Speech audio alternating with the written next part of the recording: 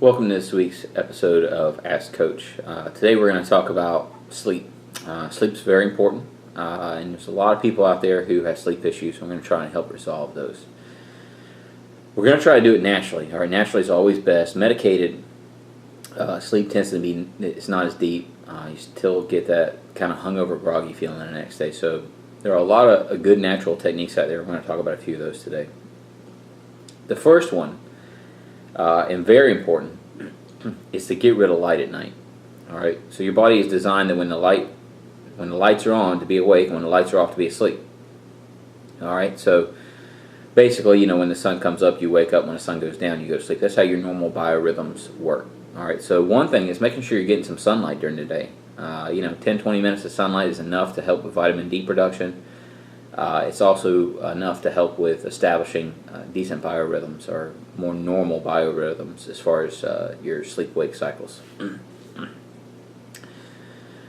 Now, the next thing is getting rid of any extra light at night, especially in that hour before bed. You want to start getting rid of the lights. You want to start turning the TV off. You want to turn the computer off, and you want to start turning lights off in the house so that you're mimicking the sundown process.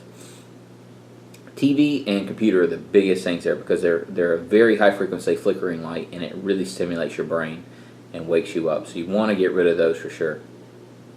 The next thing, even little things in your bedroom like the light on your cell phone have been shown to disrupt melatonin patterns at night. So you really want to get rid of all those extra lights. Turn your phone face down so the light's not shining. If you got any little lights in your room, put a little tape over them, something like that.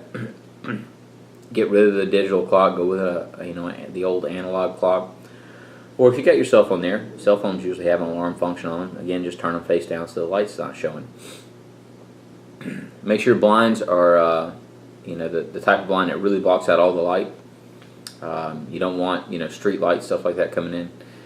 Because again, all those things are going to disrupt melatonin patterns. And there's a lot of research on this. You can go look some of that up. The really interesting stuff is actually in the nursing studies that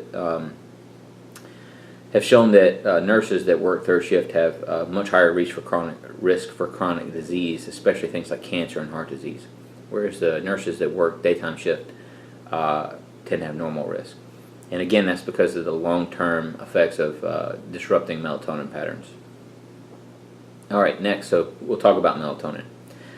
Melatonin is a decent supplement before bed. It's not my first choice. It does work. The problem with over-the-counter melatonin is that you get a big discrepancy between doses. So you may have a 1 milligram dose, but in tonight's dose you might get a quarter of a milligram, and tomorrow night's dose you might get 5 or 6 milligrams. All right. So if you said, "Well, I really respond better to 2 pills," you may get 2 pills barely work one night, and then the next night you wake up, 1, you have a hard time waking up, and 2, you're hungover all day long. And that's because you get, again, variances in the doses. You get inconsistent doses with that. Now, there's some companies out there that make some good products. I really like Designs for Health. And they actually have a 5-HTP synergy, which 5-HTP helps your body in its own natural production of melatonin.